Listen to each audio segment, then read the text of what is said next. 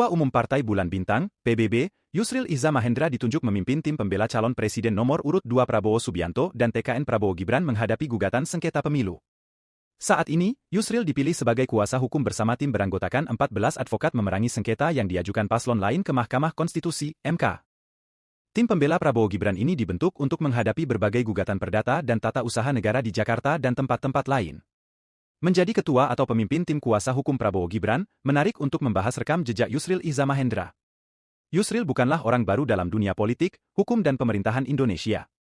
Mengutip laman Iza Law Firm, ia pernah menjabat sebagai Menteri Sekretaris Negara 2004 hingga 2007, Menteri Kehakiman 2001 hingga 2004, sekarang Menteri Hukum dan Hak Asasi Manusia, Menteri Hukum dan Perundang-undangan 1999 hingga 2001, dan anggota DPR MPR RI 1999.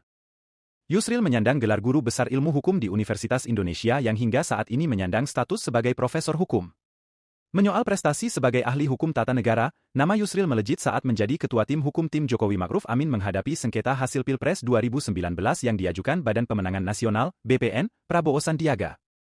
Berstatus sebagai pihak terkait, Yusril dan TKN Jokowi Ma'ruf saat itu memenangi peradilan lantaran Ketua Majelis Hakim Konstitusi Anwar Usman menolak seluruh permohonan pasangan calon Presiden Prabowo Subianto Sandiaga Uno terkait gugatan hasil Pilpres 2019. Tak hanya itu, Yusril juga dikenal langganan memenangi gugatan peradilan di Mahkamah Konstitusi. Pada 2010, Yusril memenangkan peradilan di MK dan menjatuhkan Jaksa Agung saat itu bernama Handarman Supanji. Pada 2012, MK mengabulkan beberapa gugatan yang diajukan Yusril. Yusril saat itu menggugat stafsus Wakil Menteri era Presiden SBY ke MK.